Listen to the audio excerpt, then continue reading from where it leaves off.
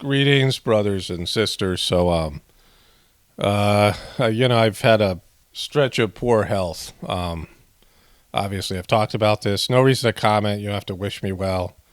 Any of those things. It's it's unnecessary and just more of a problem than anything else. Because, I have had days where I haven't been on the computer, and the more messages I get, the more comments I get, the things that are like I don't know, like 20 unopened email kind of things.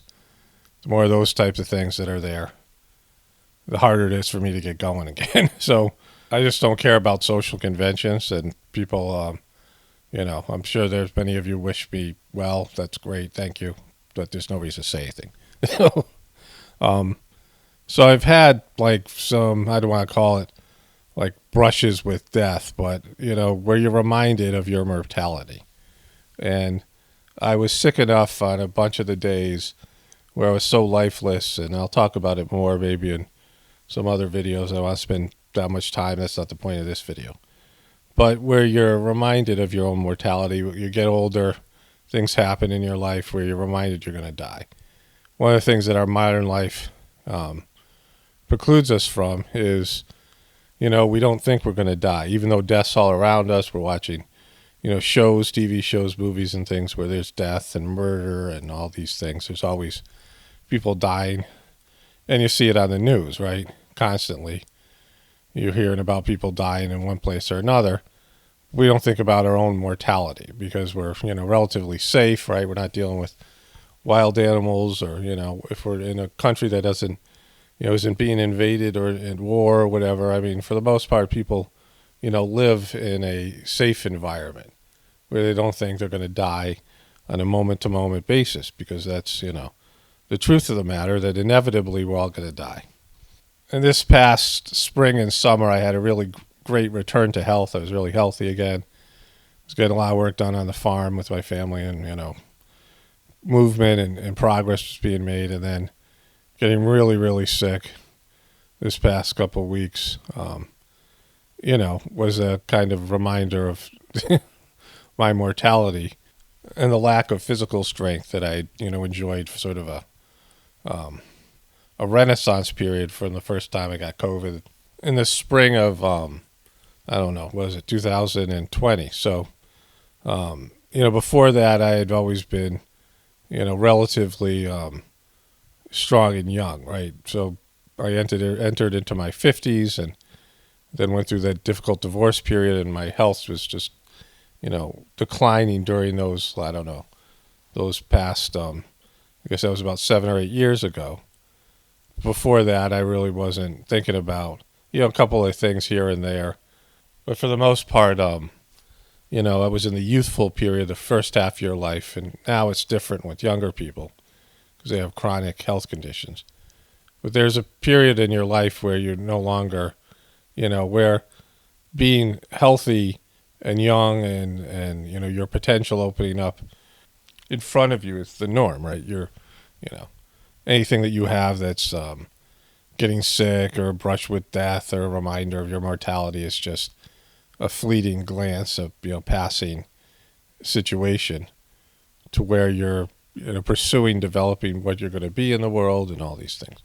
And as you get older, you realize, oh, my time's running out. And what am I going to do with the time I have remaining and things like this? And, physical strength and things and your health isn't a guarantee like you think when you're young, right? You just assume that's just the default position. But as you get older, it switches where you have, as you get older and older, you just have these good days and you take advantage of them when you have them because you realize that they're not guaranteed. Your ability to produce physical work and do things in the world is no longer something where you're, guaranteed you can do that on a day-to-day basis. And again, that's not what this video is about, but it's, there's things like this that happen where it changes your perspective. I was in a sort of a good role and I had good momentum and was making videos for years and years. I don't know how many years I made a video every day for the past, 7 years or so, other than travel. I was consistently making videos, and now I've gotten out of the habit of it. And I've had days where I could have made a video. I had enough energy or whatever, I was feeling better. And I don't feel like it, right? It's like I got out of the flow of the thing. But the positive thing about that is like I've come back with sort of a fresh perspective. And this morning's the first day I woke up with desire or inspiration to make a video. A message that I think is something that once in a while I might talk about, but I needed to specify and make a quick video with this specific message about, being a spectator. At this point, being a spectator in this, epic battle of good versus evil. And I don't mean that in like the traditional way people think of good versus evil, like, the right versus the left or the Dems versus the Republicans. That's like, that's not what I'm talking about. If you're there, you're not even there. You're not even here. You're just, passing through. This is just passing over your head. And I mean, whatever. My version of good versus evil is not, it's different in the sense of it's not defined by the beastly system. It's beyond the beast, right? Like if you're still a spectator watching, most people in the truth community are just watching what the elite are doing. What are the elite up to? What are those elite doing? I'm going to catch them. Let's catch those elite. I'm so awake. I'm the most woke person, waked up woke person in the world. I know about, they're up to something, and I'm going to catch them because I'm woke. I'm awakened. They're not going to pull something over on me. Like that's, that's not being a truthful person. And it's not making a choice. You're a spectator, right? Most people are just spectators. And most people have made a choice. People are looking at sheeple and they say, all right, the sheeple are just, they're not making a choice. No, they made a choice. They're like the people in the Matrix who are just extras and can be overwritten by the whatever characters that are there, those the Smith program or whatever program that needs them, right? They're placeholders. They're just waiting there to be used by the beast and, this, whatever it is, the battle that's going on. But the Matrix itself is, the concept of the movie, even that is, it's not a battle. It's a battle over the Matrix, right? Which is an illusionary world. And so, most people now in the so-called truth community have lost any sense of the true purpose of the thing because it was designed to fail. What we think of the truth community because it was built by more than anybody else, Alex Jones and the Alex Jones people. And he was always controlled opposition and a shill for the beast. Because this idea of InfoWars, this idea that the system can be overridden, the system can be, fixed and saved if enough people wake up. And that was always, that was never a true idea. The system is not the problem. The fixing the beast, saving the beast has never been the problem. It's never been the goal here. You understand this. You have most people who, like I said, we're 100% dependent on the beast. That sucks. Because all of us are invested in the beast surviving, right? Because we don't know any other way to live. So that's, that is what it is. The beast surviving, the beast, providing for us is imperative because without it, most of us aren't going to survive, don't want to survive. We can't imagine a life without the beast, right? Being dependent on something, being addicted to something, then, that thing in a sense owns you. You're a slave to the beast. And so when you realize that the beast is not what most people believe it is, what you've been told it is, when you realize it's kind of evil, it's, definitely evil, demonic or whatever way you want to view it. And so then becomes, all right, how do we make the thing not demonic? How do we make this thing, be a good system? Because I need it. I need the system. I'm dependent on it. So, we have to fix it. Let's fix it. Let's get rid of the evildoers and let's fix it, right? But, if you really look into it, you realize that's impossible. People get depressed and hopeless because all they know is the beast. And so the true awakening, the true taking a stand or making a choice and being a part of the solution is the whole meaning behind Pockets of Future. which is starting to live now as everyone else will live in the future. Like there's a new way. Okay, the old way is dead. The old system is dead. The old orientation to the world is dead. It's a corpse. You're watching a corpse. And most people are just invested in that. Just, picking at the bones of a dead system. Picking at the bones of something that's, already gone out of business, right? It's already, bankrupt. It's already collapsed. It's already dead. You can see it. The system is dead. The way that that orientation to the world is dead. The paradigm has shifted and everything is, gone in a direction that is irredeemable, right? And making a choice isn't, I'm going to, start a revolution, or I'm going to fight against the system, or I'm going to fight against Joe Biden, we got to stop the Dems, all this stuff, right? The QBs, all these people, they're just a part of, they're the extras and a part of the thing that just, keeps everyone bound to the beast. It's being bound to a dysfunctional and an obviously failed, self-centered, selfish orientation to the world. And so the choice that needs to be made, the choice, instead of being just some sort of spectator and watching a system collapse that's you're 100% dependent on, is an ego-driven orientation to the world, where your ego, your desires, your small self, the part that's an individual, right, that has an identity that, I am and I do. That's, I want, these things. I want, me. That's the essence of the demonic nature of our system. The demonic part of each person, the potential demon in each person, is one's ego and one's desires, right? You have your soul and your soul's purpose. And then you have your ego, that's the creation of your soul. And it becomes selfish in nature. It loses sight of why it's truly here. Gets lost and sucked into this illusion on planet Earth. Gets off track and helps create something that's, an abomination of the divine system. And that's what's happened here. It's not, rocket science. It's pretty simple. And religions have always been a distraction. Religions have always been a middleman blocking your access to God, where you have to bow to the religious leaders, bow to the religious system, and they flim-flam you and say that they're going to connect you with God, which they never do. They block your connection to God.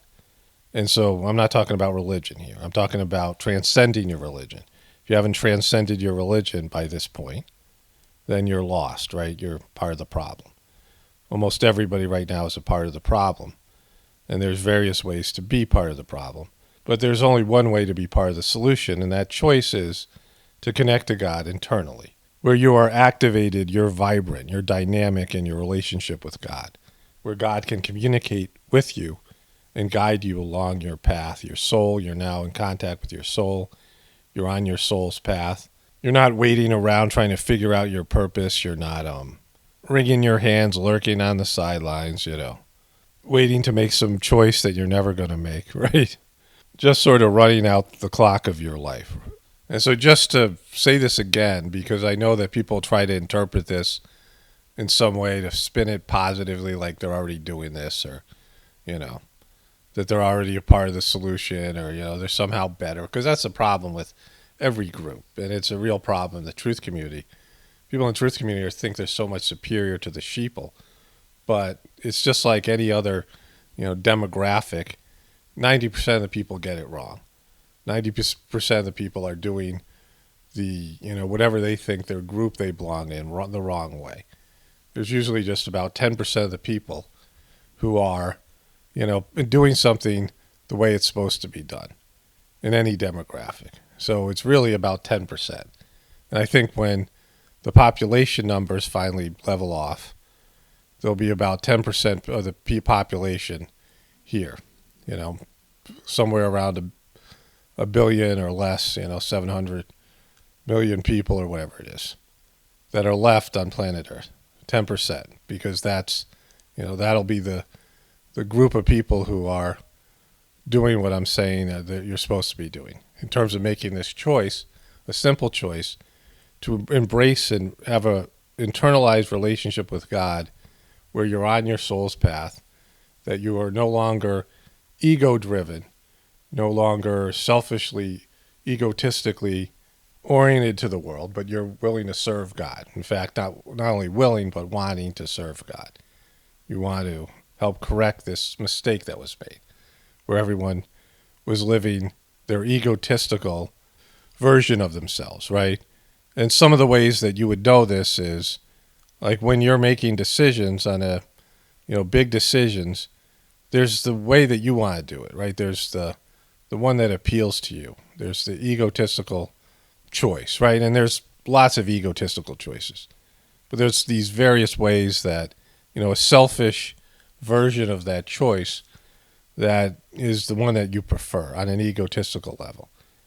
But you see that you have to go beyond that, right? You have to sacrifice that. And you have to make a choice that doesn't, you have to choose the choice that doesn't appeal to your ego. It's something that, is that what you want me to do, God, right? Like that happens to me all the time, right? And now I'm just, at this point I'm like, doesn't even faze me. Like it used to be some sort of struggle or, I'd be angry or whatever, or, irritated or really, God, this is what I'm supposed to do. And it'd take me longer to jump on board or whatever. But now over a period of time, it's like, all right, yeah, this is what I'm supposed to do. It's just, why fight it, right? And the heartfulness system is a system designed for people to make this connection. But just because you do the heartfulness system, lots of people do it, are you doing it right? Like, you're put in contact with God, but are you listening to God? Are you able to, be dynamic in your relationship with God? And this is what I've been struggling with when I talk about, certain things that are going on with the organization, because it's a matter of how well you do it then. Now, you've made the choice to connect to God. You have a system that facilitates that connection. But are you listening to God, right? And I see people who do the heartfulness system for years, and, they are connected to God, and they are a part of the solution. They have made that choice in some way, because just the system is so proficient, at least on some level, yes. But on an egotistical level, they're still making the wrong choices and, blocking progress and sucking. And so then it becomes doing it better and better. But at least making that choice, at least starting to have this relationship with God, internalized relationship with God. And so that's, what I mean by this, battle between good and evil. It's not, some, epic war and, these are the good guys, those are the bad guys. And, it's not about COVID. It's not about the economic system. It's none of these things. None of those things are important. It's, connecting to God, and God tells you what you need to do. When you do it, God, lays out in front of you. Whatever that is, it's your own personal, you have a personal pathway, and you got to find out what that is. And no longer, just going along with the herd, going along with the flow on an egotistical level, doing what everyone else does, because that's the way that the beastly system works. You're no longer worried about the system. You're not trying to, it's not a revolution. This isn't some way of overthrowing the current power dynamics. It's not about politics. It's not about any of these things. None of those things matter at all. Those are, what matters today isn't going to matter tomorrow. It's not about rituals or traditions. It's not about any of these things, right? None of these things are important. It's not about, your physical health. It's not about, of course, all those things are a part of that.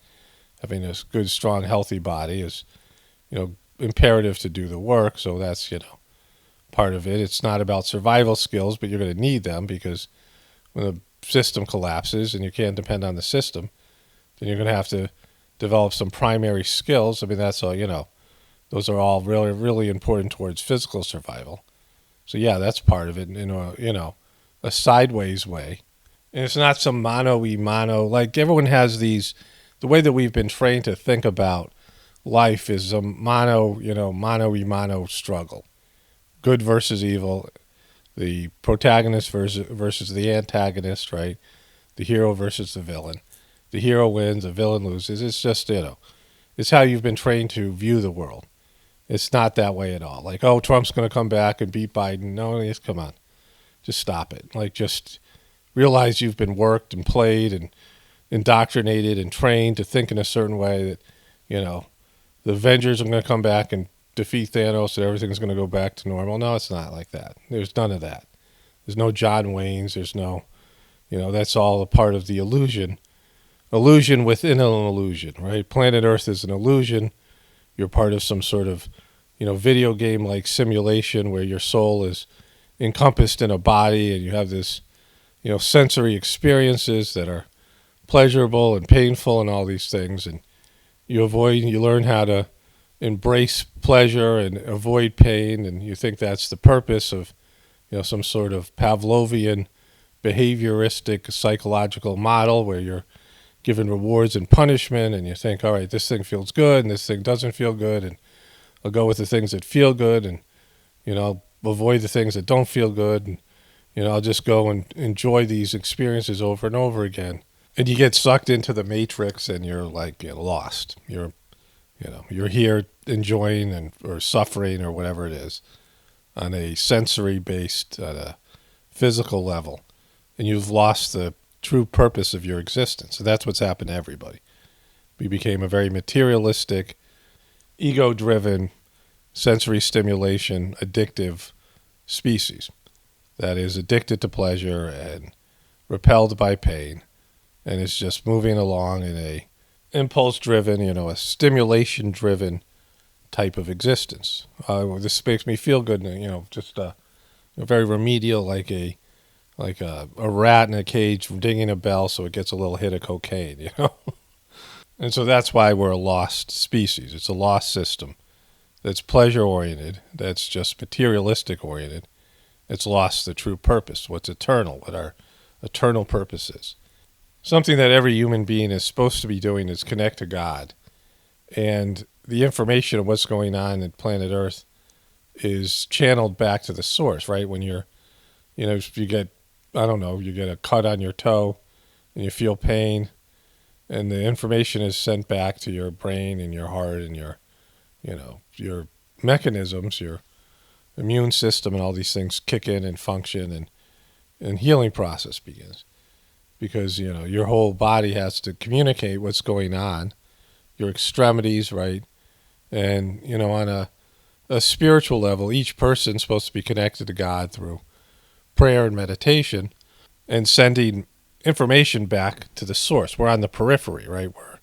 We're in the physical, physical existence, and God is subtle in the center. Love is in the center of everything. And we're in a peripheral situation. And that we send information back to God, to the source, so that things can be remedied. But people have lost that connection to God. And so all this information of what's really going on planet Earth isn't being, sent back through the various links of connection and connectivity back to the source, so a solution can be given. And that's what's muddied things up and clouded things and made it go in this prolonged negative fashion. But now there is a solution that's been given, a growing solution, and the more that people are connected to it, the more that you'll see a redemptive movement on planet Earth where human beings will find their way back to their divine purpose, right? And so that's what I'm talking about when I'm saying, making a choice to engage in the solution, coming back into God's fold, right? We've had our little bit of a, I'm going to do what I want to do type of phase, right? We've all indulged here on planet Earth, and we see where that's led us, right? Collectively, we now know how that ends up. Like this global system, where you had Aboriginal people, very natural and very, they weren't moving along spiritually. There was no movement. They were living the same way for thousands of years, being good human beings, but not progressing in a spiritual way. They were just, very natural in terms of nature, what we think about nature, but not the divine nature moving along spiritually, just maintaining. And then you had this movement of selfish, egotistical, technological development, where people then became just focused on their material lives. But there wasn't a period of time where there was this deep internal connection, where everyone had a relationship inside themselves with divinity and God and their soul, and they were following the path that they were originally, the original purpose before they even became a human being in the first place. And you understand this is the opposite of what you've been doing up until this point. This is the opposite of the beastly training you've received. Like what are you supposed to do with your American life? What are you supposed to do as an American citizen or a wherever, global citizen of this materialistic world? What are you told every day to do, right? To shop, to participate, to be a cog in the wheel, do some sort of a job, contribute to an economy that's based in, well, how they sell things to you. Sexual stimulation, physical gratification, impulse items, sweetness, right? Sugar, and alcohol and drugs and anything that's stimulating in one way or another. Watching stimulating content on the internet, right? Things that are exciting to your, emotional, your sensory apparatus, right? Playing video games and things. Participate in some way where you want to gratify, have some physical gratification. And so that's what you're supposed to do. Like that's what each person is, on a daily basis. If you're participating in the system, it's about gratifying some desire that you have. We are yet but slaves of wishes, putting bar to our advancement. The middle line of the heartfulness prayer, right? That we are all but slaves to our wishes, and that's putting bar to our spiritual advancement. That our soul and our spiritual essence has a path and a purpose, but our wishes are blocking our soul's advancement. So that's a very simple understanding of the problem of human life. That we're slaves of our wishes and our desires, our addictions, and that's blocking us from advancing spiritually. And so we see that the materialistic system, we see it's played out. We see how it works out. We see how people are. We get suckier, more and more selfish, more and more, more and more depressed because we're not doing what we're supposed to do. Lost, like never really figuring out what our purpose is and who we are and what our place in the world is, what our place in the universe or the divine system is. And then the pleasure stops being pleasurable. We stop enjoying what we used to enjoy. More stimulation, right? That's, we see that. People are less and less happy. The people have more and more access to pleasure, right? More and more money, more and more fame. I cover this all the time. Celebrities, they're the most miserable. Like they have if the system worked and happiness and physical stimulation and, fulfilling your desires worked, then that wouldn't be the case. The people who are the kings and the richest people would be the happiest, and they're not. They're the most miserable. And so once you figure that out, you're like, well, okay, then this system doesn't work because the people who have the most pleasure, the most potential for pleasure, are the least happy. They're the most depressed. They're the most lost people. They're the most demonic, right? And so then it becomes, well, let's do the opposite, right? Let's focus on what God wants us to do. And then when we enjoy something, we can really enjoy it because, God wants us to enjoy it. Our soul wants us to enjoy it. And the enjoyment of something is part of what we're supposed to be doing. We're not, finding some way to squeeze enjoyment out of something that we're not supposed to be doing. We have some guilt and shame associated with it. It's pleasure for pleasure's sake, right? It's the difference between doing what you want to do and doing what you're supposed to do. And you know what you're supposed to do because you've connected to God internally. This is what the heartfulness system provides through the transmission that helps to, facilitate this connection, to strengthen this connection, and the cleaning that cleans away the obstacles and the voices and the internal objections and doubts and things like this, right?